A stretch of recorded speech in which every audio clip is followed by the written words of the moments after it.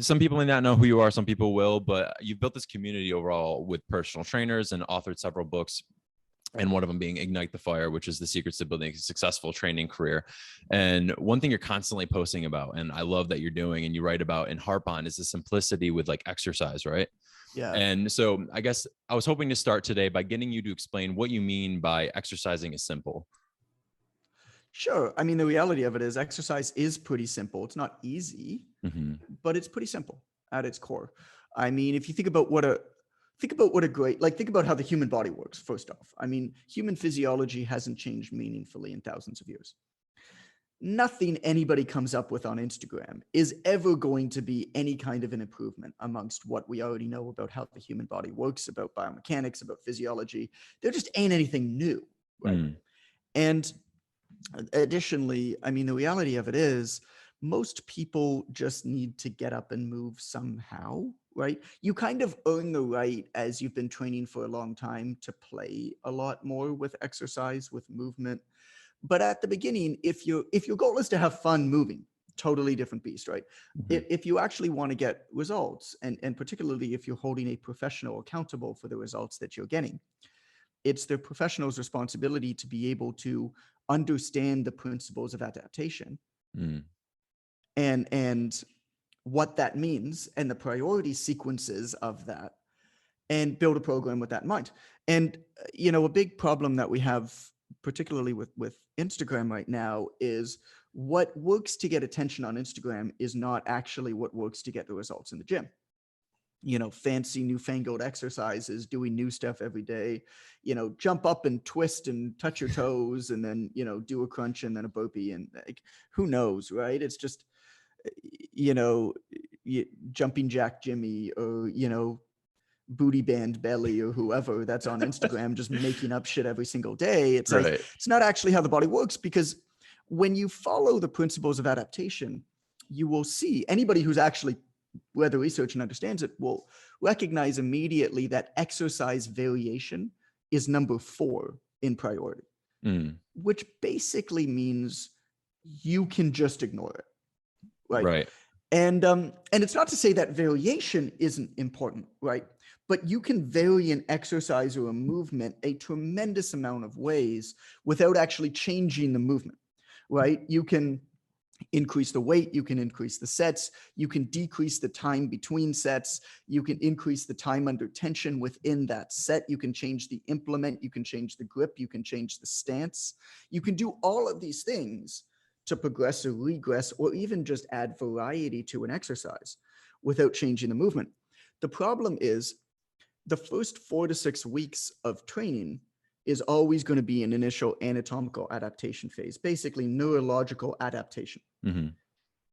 And what happens is, at about, depending on how trained or how untrained you are, and there's some genetic factors as well, in and around the 4 to 8 week mark, which is why I say 4 to 6 weeks, but in and Yep. around the 4 to 8 week mark, you're going to, the importance, like neurological adaptations, basically intermuscular coordination, Mm-hmm. is going to improve your strength on an exercise, right? It's actually not going to be really muscular or physiological changes that we're looking for as a result of the training.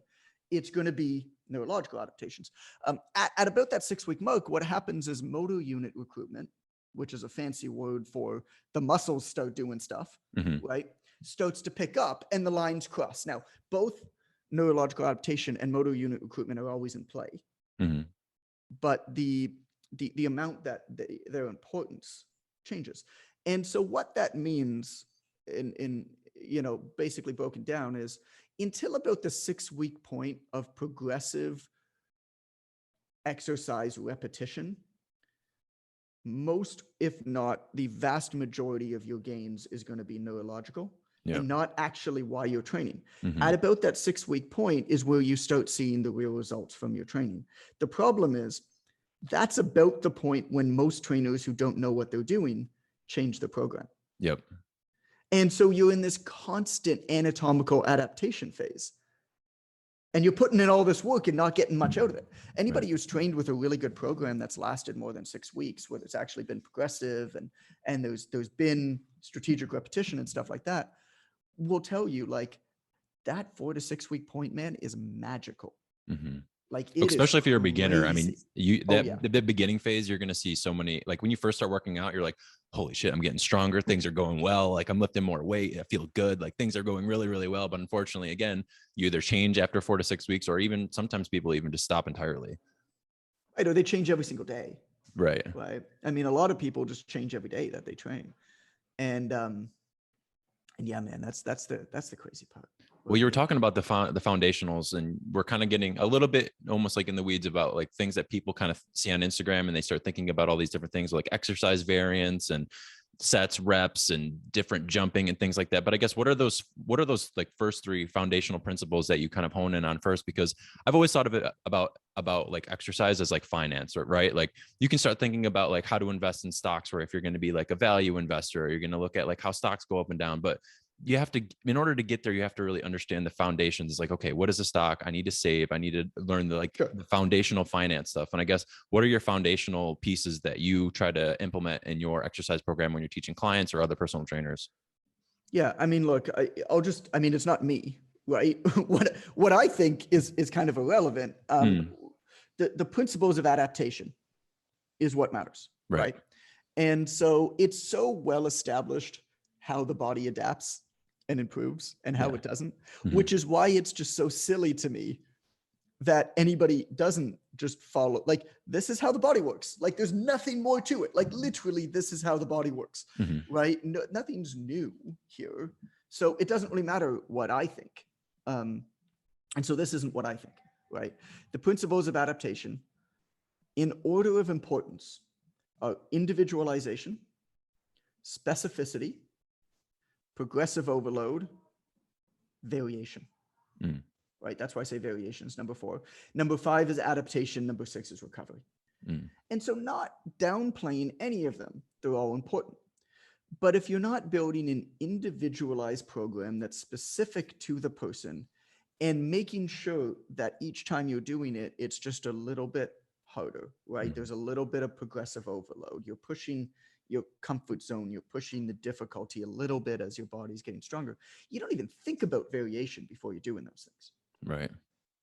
It just doesn't matter, right? No. Yeah. So, if you think about it, like basically, what matters is this: training that's individualized to you, Mm. with specific demands based on your goals, combined with progressive challenges that take you beyond your current capabilities. That's it. Yeah. That's how to program in a And there's no nutshell. arguing it, right? I mean, it's not me saying that this is how No, I I know want this to is do just things. this is It's just irrelevant, right? right. Yeah, this is how it goes. And I try to, one thing that I harp on a lot with some of my patients as a physical therapist is just trying to educate them early on and just be like, listen, this isn't like a short-term gain, like a short-term fix. Like we have to think about this like long-term, and like, what are your Right. long-term like steps that we have to think about? And I, Right. I always think about it as almost like 3-month intervals, where it's like after 3 months, maybe that's when you can start thinking about maybe changing what you want to do or where you want to go. Do you perhaps use that as a rough estimate of like perhaps shifting goals, or like, let's say somebody, I think people get caught up in the idea, especially people who lift a lot, they go through like bulking and cutting phases. And I guess, Sure. are there like, do you have like markers in which maybe there's a time period where you start to switch gears into changing the adaptation you're working towards? I don't. I mean, that's such an individual thing, right? Yeah, right. I don't. It's an individual thing, and it's also an individual thing for the patient, the client, whoever, Hmm. to figure out what they want to get out of their training, and also their life stressors is major. So I mean, when I trained with clients, the years that I did, I mean, I trained with everybody from your 20-year-old dude who wants to get jacked because he wants to get laid and he thinks getting jacked is the way to get laid. Yeah. What he will figure out in the next 10 or so years of his life is that what women actually are attracted to more than anything is confidence, Mm. not biceps. And but here's the weird part about it, right? Here's the part. It took me a lot of years to figure this out, but it's confidence that's attractive. But because guys think that biceps are what gets girls, if they have biceps, they get more confidence, which in turn gets girls. Right. And so it's weird. That's took me a while to put that one together. Dude logic. It's dude logic to a T, right? And then I mean I trained like for like Zach Hyman, you know, now Edmonton Oilers, but you know, on the Leafs, like I trained him for the NHL draft. Like I trained Olympic gymnasts. I trained, you know, Canada's top musician, like actors. Like I trained like a wide gamut of people, and then just your average, you know, doctor who wants to be in shape. And so I trained a wide gamut of people, and it changes.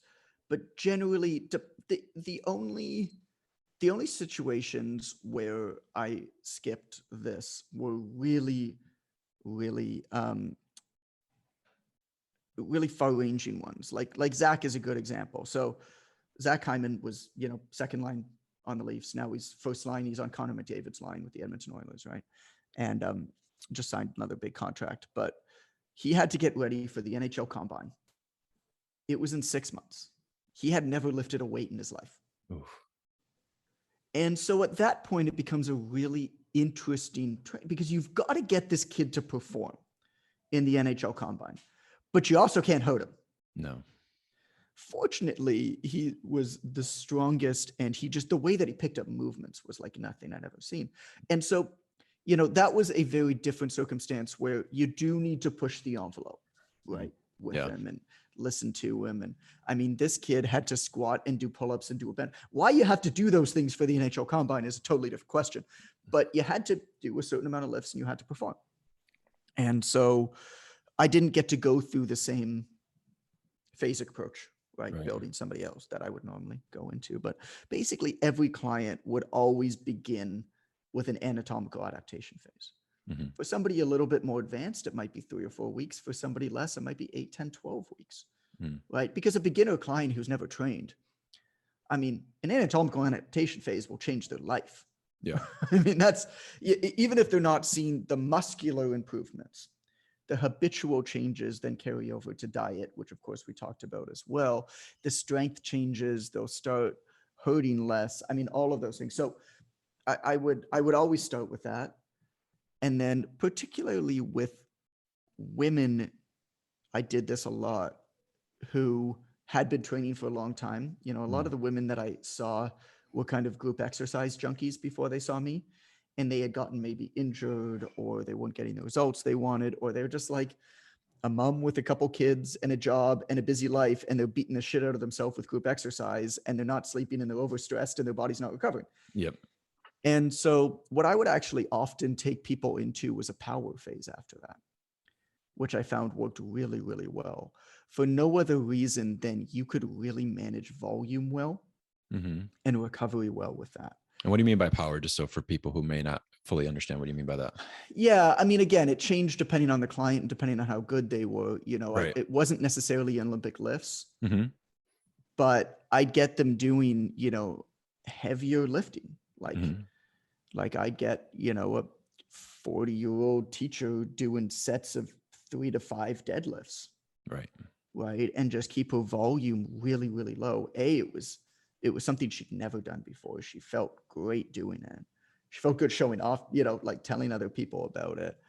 But what that also led to was again, like mitigate the volume overload that they were doing. They didn't have to train as often to be able to get pretty significant training effects. And then we could go into a hypertrophy phase after that really, really nicely. I've just always found that some sort of power training really transitions into hypertrophy well.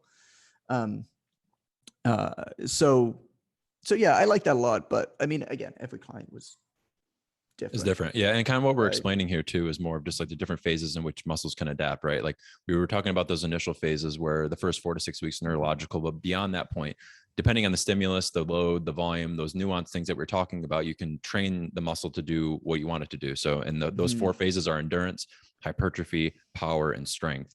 And so because of that, it'll allow you to kind of dictate your goals based on what you're training for. And so when he says like hypertrophy, you're looking for more general size of the muscle. If you're talking about power, talking about maybe like how much you can lift and how fast you can do it. And so those components are really important when you're setting goals. And I feel like that's been something that's been, I found success in, at least, is trying to get the patient to figure out like, well, what are your goals? Like, what are you figuring? Like, what are you shooting for? Because if people are just coming in and be like, okay, show me how to exercise. It's like, well, there's a little bit more to that than just, I mean, I'm going to do my job, but also like, you got to give me a little bit here to figure out like what you want. Because if you don't know what you want, it's kind of, we're kind of just shooting with a blindfold on.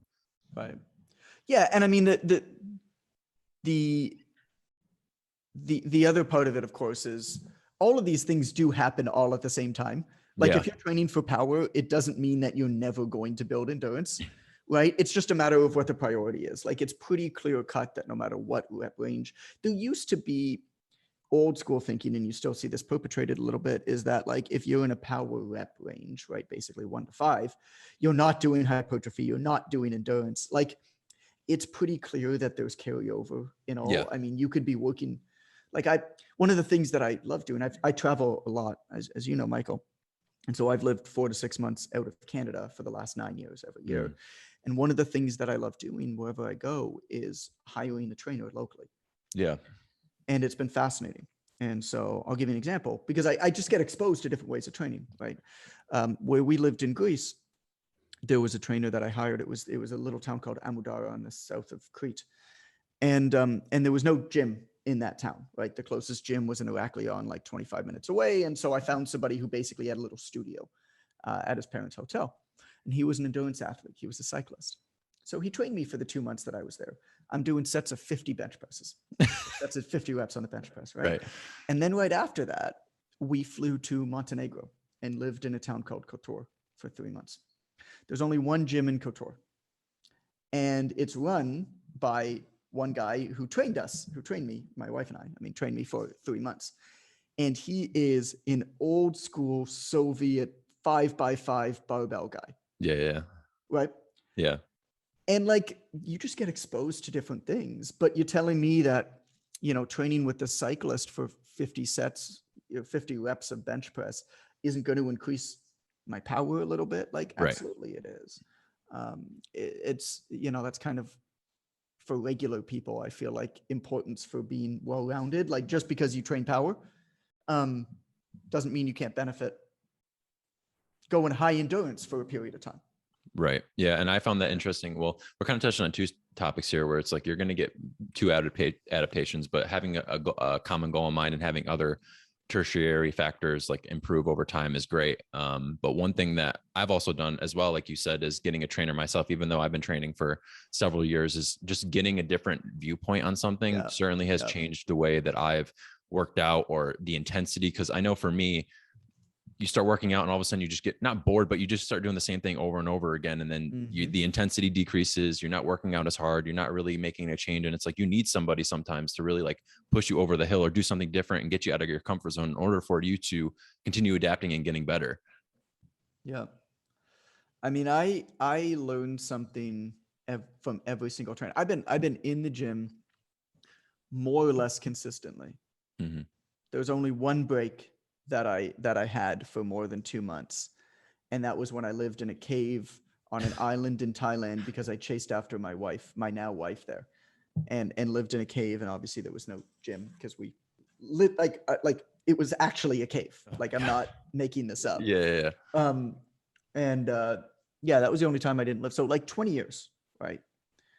And every single time I hire a trainer, I get better and I learn. I'm working with a trainer now named Brian Cron, who basically specializes in guys in their 40s and 50s. I'm not quite there yet, but I feel like every, guy in their mid 30s probably would do well training smart as if they're in their 40s or 50s. It's like, It's like no dude in their 40s ever regretted doing more soft tissue and myofascial work. Right.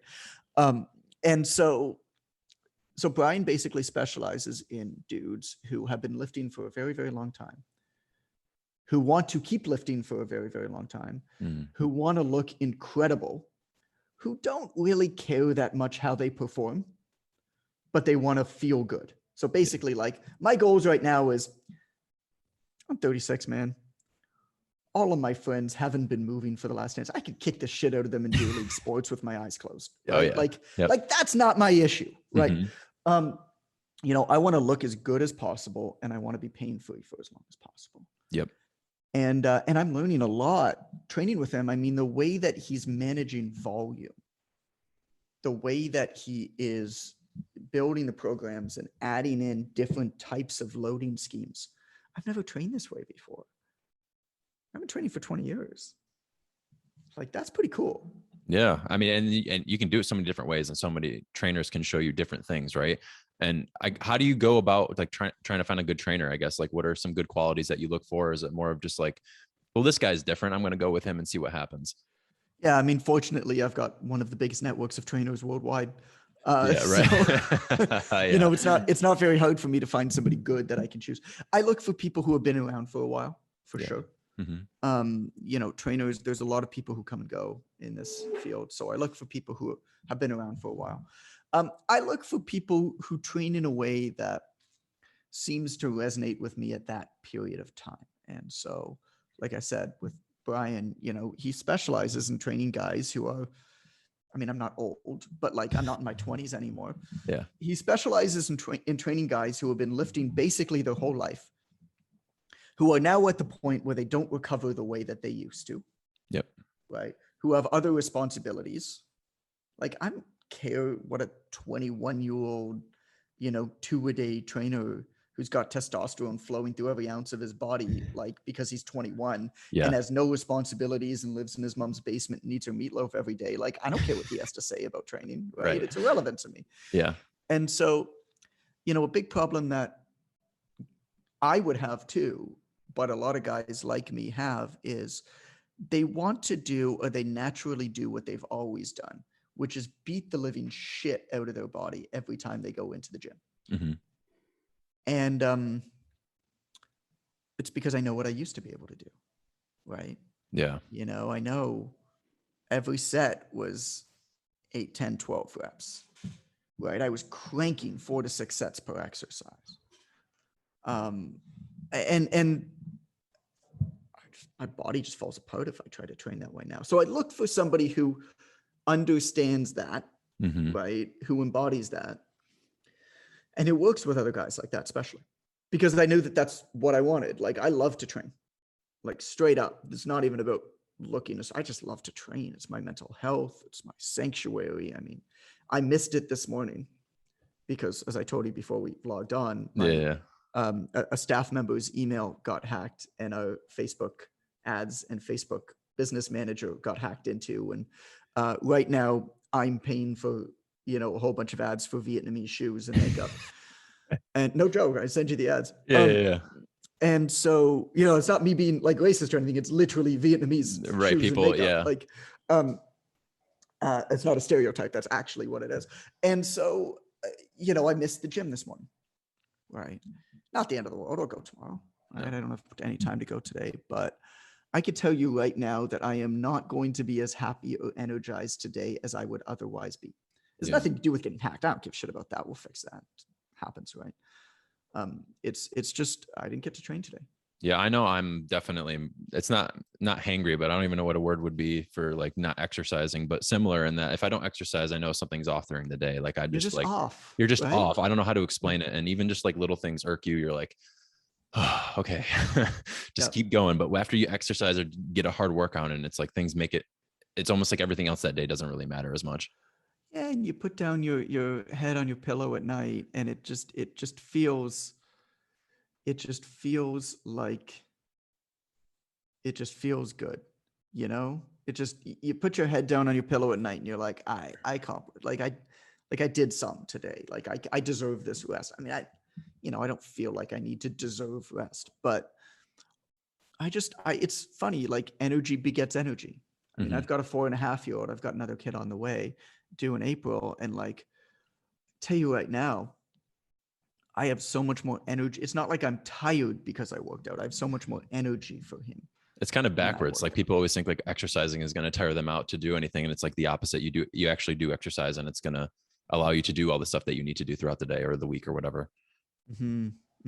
And another narrative you were kind of talking about is like, as you get older, I always talk about this with some of my older clients and patients. I'm just like, you got to keep working out and you got to stay consistent. And people go through these waves of like, they'll work out for 6 months and then they stop. And then, or it's consistent, man. They'll have kids, and like, I mean, having kids is certainly difficult, and I'm sure people take a month off or so, but like, you gotta, as soon as you get off that train, getting back on is one of the hardest and most difficult things to get started with. And it's just like, alluded to this earlier, just movement is super important to stay on track with an exercise program, because you're just getting progressively weaker, unfortunately, after 30. And in order for you to maintain that and continue to do the things that you want to do, you have to maintain an exercise program for life. Yep. Yep. Yeah, completely. And Completely. How old are you now? I'm 26, so I'm still I still got some good training years. You got no issues. Put on as much muscle as you possibly can now. Yeah, that's what I've been trying to do for sure. Because it's just, I mean, it gets so much harder to put muscle on your frame.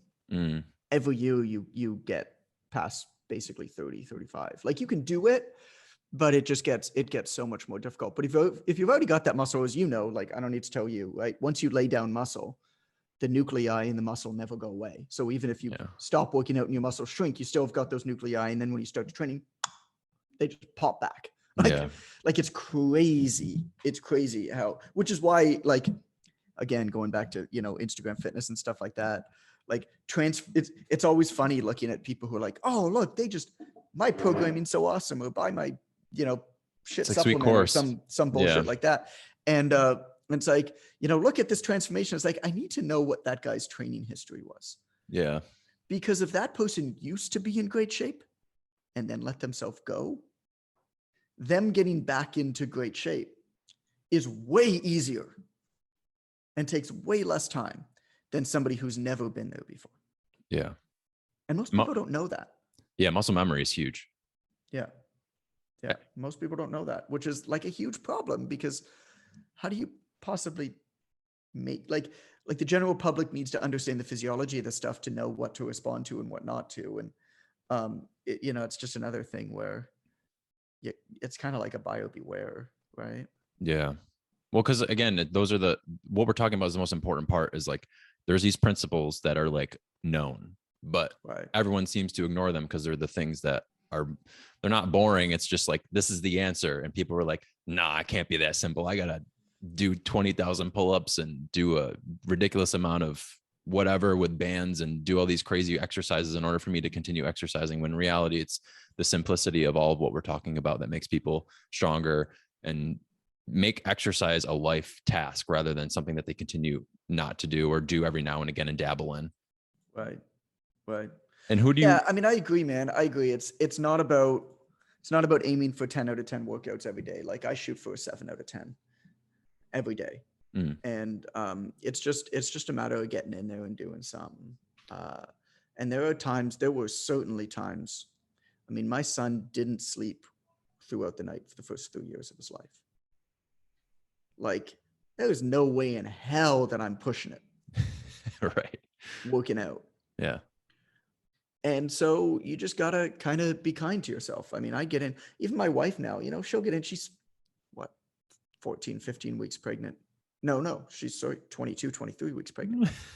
And, she's still going to the gym and exercising, but she's kind to herself. If she feels a little bit off, she'll stretch, she'll go for a long walk, but like she does something, right? She maintains her routine. And that's why she feels good. Like for the most part. I mean, I don't know, you got a little human growing inside of you. Yeah. There's going to be some changes. I can't imagine that feels comfortable, especially living in Mexico, where when we first got here, it was so hot. Oh my God. I can't imagine. So uncomfortable. It's much better now, but must have been pretty uncomfortable.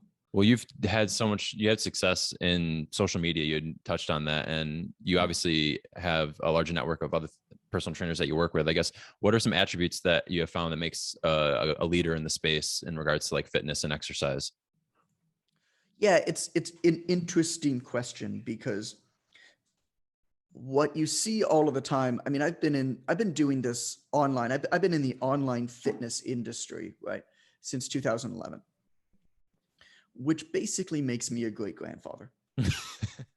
If you consider that the entire online fitness industry turns over every 2 to 3 years. Because most people in there, unfortunately, chase quick wins, right? They default to doing whatever is in vogue on whatever platform. TikTok's big, so I'm going to point to a bunch of fucking words out in the middle of nowhere, and I'm going to spend all my time making stupid little videos where I'm pointing to words, or, you know, Periscope or Clubhouse or whatever, right? Pick your poison. The reality of it is these things are always going to come and go. And if you never take the time to really understand why humans use social media, you're never going to be able to win at it long term, because the reality of it is buttons are always going to change, but people aren't. Yeah. And so if you understand why people use those buttons, it doesn't really matter what the buttons are. And so, you know, I'll give you an example. I built my business organically on social media. I wrote a book about social media contagion theory and viral marketing called Vironomics in 2012. That book is more relevant today than it was when I wrote it. Yeah. And it's my playbook right now. I decided to start using Instagram again 3 weeks ago, 3.5 weeks ago. No, about 3 weeks ago. And my account was like pretty much dead. Yeah, I had like 22,000 followers, but I never really used it. I'd get 50 to 100 likes and maybe like 0 to 1 comment on each post, right? Because I really deeply understand the psychology of why people use social media, I was able to immediately go in and craft messages and engage with people appropriately on this platform. I still don't really know how Instagram works. It kind of doesn't matter, right? If you're trying to build content that maximizes and takes best advantage of the algorithm today, you're going to have your ass handed to you tomorrow. Yeah. Because you're just never. And so, you know, in 3 weeks, I've been able to take a previously dead account with 22.1 thousand followers. I now have close to 29,000. So I've grown about 6,000 followers. The right followers, perfect followers for me, because part of the strategy is understanding who you want and going out and finding them. Yeah. And you do that through your messaging, and then you do that through strategic outreach.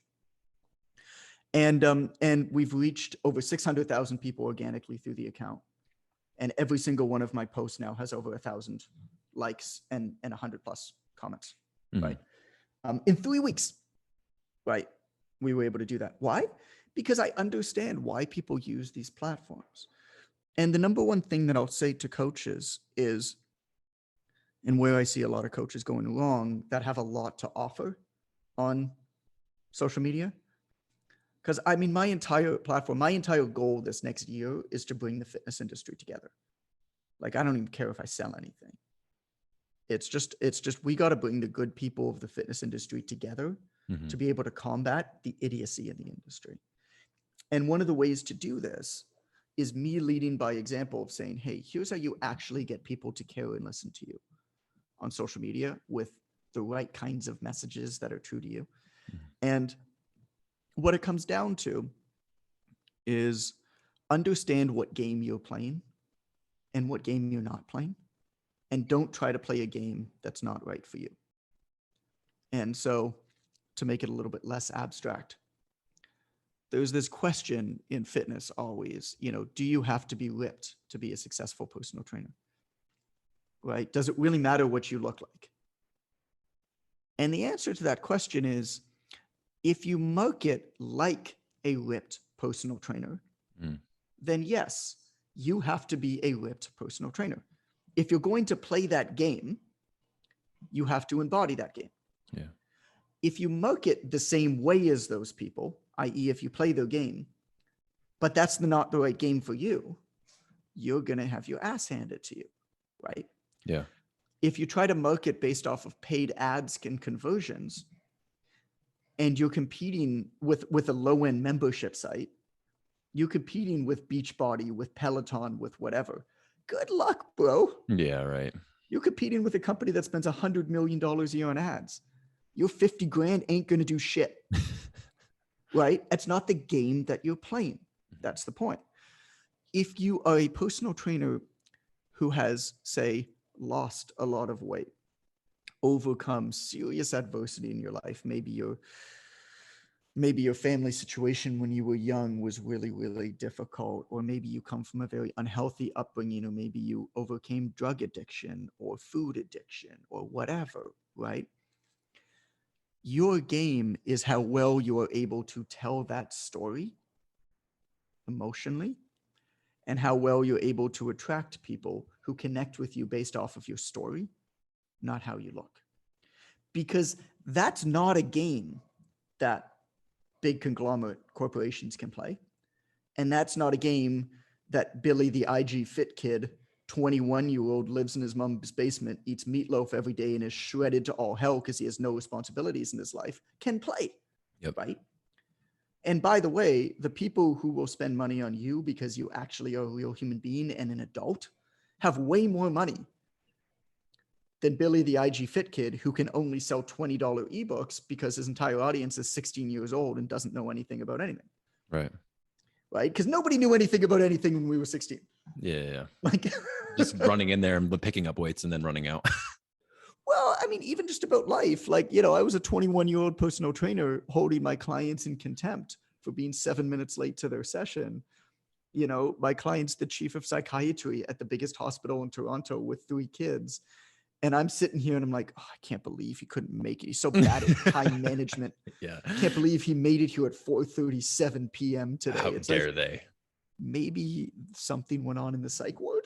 I don't know. You know, like I just knew nothing, right? Like, like people, and I mean, you don't have kids, right? No. Like people who don't have kids know absolutely nothing about what it's like to have kids. Like it doesn't even 100%. matter what anybody says to you. Like it's just, you will never understand it until you do it. Like that's why people who are parents just like laugh when people who aren't parents talk about time management, productivity. It's like, you don't know shit. Straight up. Straight like, up. Yeah. Like, I didn't, right? Mm-hmm. And so, you know, going back to your question about fitness and how to basically make a name for yourself, man, you got to know what game you're playing. And it's not just fitness. You know, I'm fascinated by wealth management too, and wealth growth too, right? Because it's the same psychology, right? It's compound interest.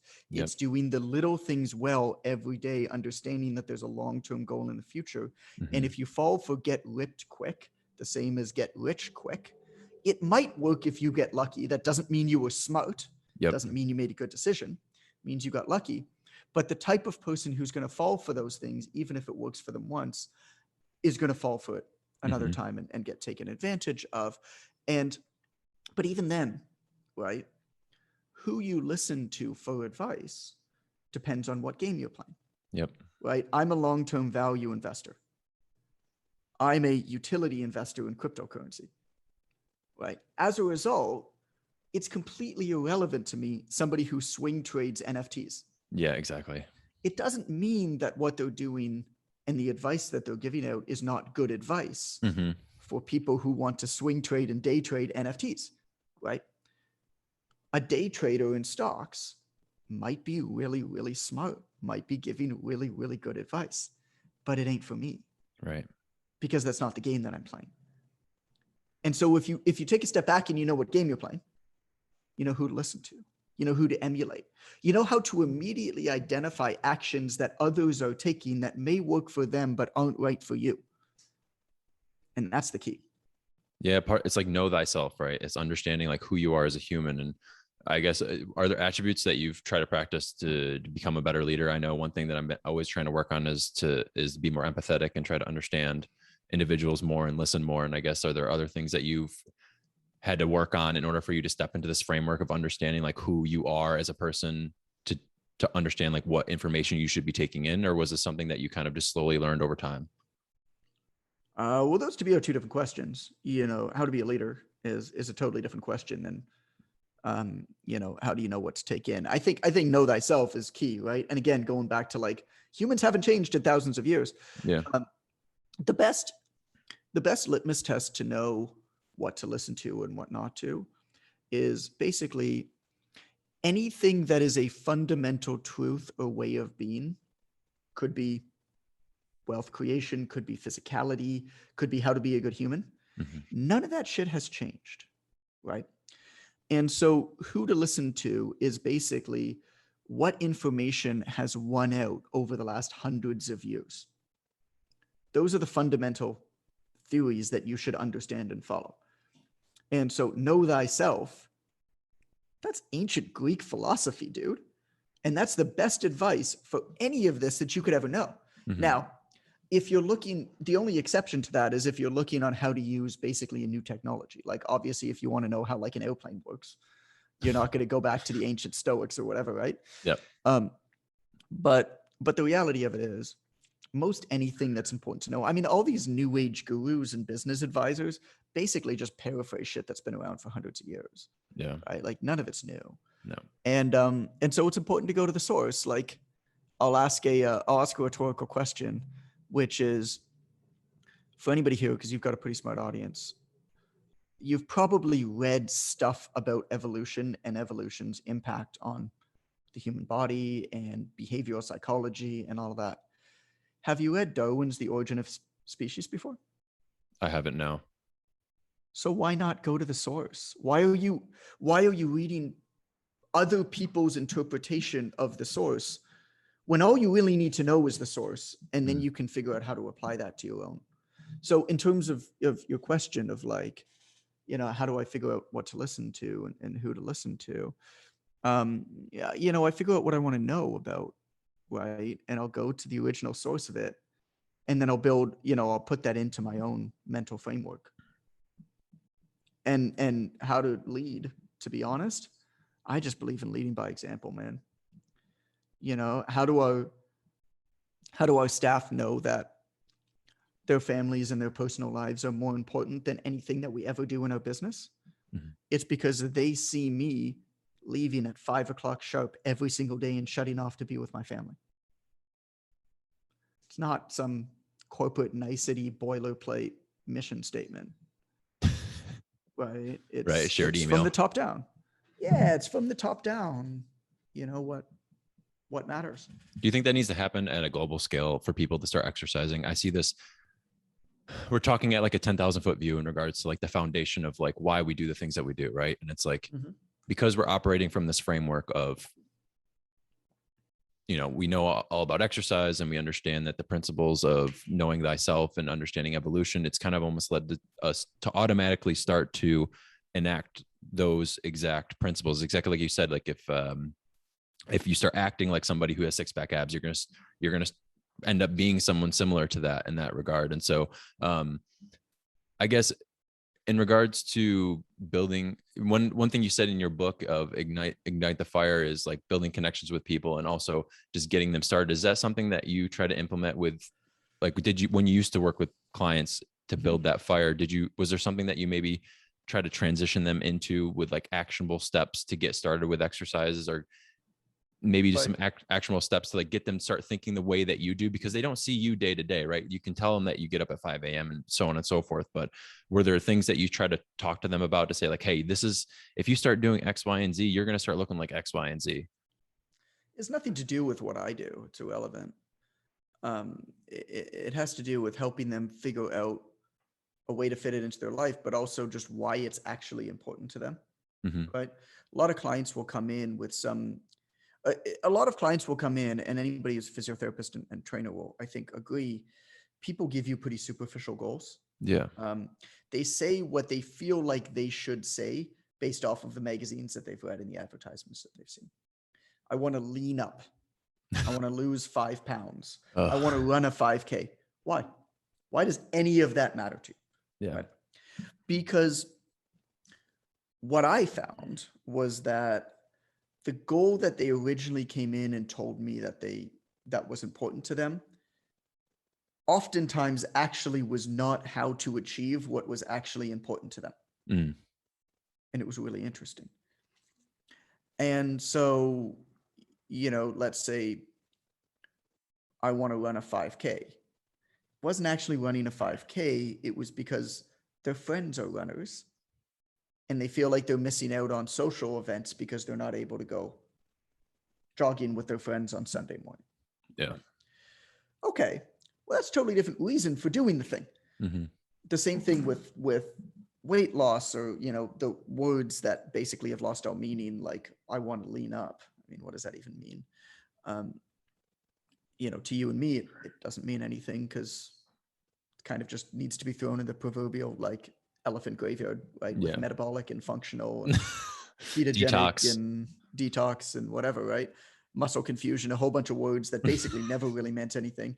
I guess ketogenic maybe meant something at one point, but but a whole bunch of words that never really meant anything, that just the big fitness marketing machine has, bastardized them even more. And so what I always try to do, Mike, is just go deep, man. Was just, hey, why does that, I'd love to know a bit more. Why does that matter to you? Right? Like what does that mean? Oh, can you think of a time when you maybe felt that way? Oh, yeah, like there was, this is gonna sound stupid. This is God, this is gonna sound so stupid. But I always think back to a point. So my husband and I went on a cruise, years back. This is when we were first dating. And we went on a cruise, and I had this dress, right? I had this black dress, and I still have the dress. And I remember wearing it, and my husband just couldn't keep his hands off me, right? And we went out to dinner on the cruise, and all that I could, he just couldn't keep his hands off of me, and I felt like every woman wanted to be me, and every guy wanted to be with me, and yeah, I mean, it's so stupid. Her goal is not to lose 5 pounds. Right. Her goal is to have that feeling again where her husband can't keep his hands off of her, where she feels like every other woman is jealous of her, right? That little black dress is symbolic of that feeling. I'm not going to build her a goddamn lose 5 pounds workout. I'm going to build her a black dress workout. And then when I'm explaining the exercises, I'm going to talk specifically about how we chose to do goblet squats because it works the big muscles in your leg, which causes a bigger thermic effect of exercise, which will cause calorie burning after you're done your workout, which will help you get into that little black dress quicker. Now, all of a sudden, that exercise that I've chosen connects with what she actually wants, right? That feeling, that status, that emotion, right? Now she's bought into doing goblet squats. I don't need to sell anything about goblet squats anymore. Yeah. Right? Like she's cranking that shit out. She's doing that stuff at home. Right. Yeah. Right? Well, I think the moral story is like everyone's got to find their little black dress or whatever tuxedo that they want to show off in, or whatever is going to bring that motivation to the workout, and be like, okay, this is everything that you're about to do is to get you towards that point. And finding that little black dress in everybody has definitely been a work in progress for me. And it's definitely put a lot more need for me to work on communication skills and figuring out what other people's goals are. Cause I think early on when some trainers get involved with like training and stuff like that, they're like, I'm going to show you the best exercise humanly possible. But in reality, it's like the exercise is a little bit irrelevant. It's where like, you got to figure out what they're shooting for. And then everything else kind of falls into place. Right. Yeah. Cause I mean, who cares, right? About the exercise that much. Yeah. Who cares? And so then the key is just connecting exercise. I mean, you talked about building programs before, right? And I talked a little bit about the anatomical adaptation phase. The other thing that I really used to do a lot with almost every client, I mean, again, athletes and anybody who you're trying to put on stage or on a podium is kind of a different beast. Yep. I'm talking general population clients. Like if you're trying to get somebody to stand on a podium, or you're trying to get, like I trained Canada's top jazz singer for 4 years, right? You're trying to get her to perform on stage and not have her body fall apart when she's touring around Japan for 3 months or whatever. It's a totally different beast. And it's also, there's a sport philosopher called Jean-Marie Brom, and a lot of his stuff in French is translated to English. But one of the things that he basically said is, once an athlete becomes professional, his body is not owned by him anymore. His body is owned by the agents, by the fans, by the owners of the team. And the requirement of that athlete then is to perform for the actual owners of his or her body. And, I think a lot of performers and athletes, you see a lot of mental health problems coming out now. Mm-hmm. I think a lot of it is because of that, right? Yeah. They don't actually own their bodies. Look at Jack Eichel in the NHL. He wanted to get surgery on a disc in his spine. And the Buffalo Sabres said that he doesn't require the surgery, and they wouldn't let him get it. And he refused to play for them until they finally traded him to another team that let him get the surgery. Right.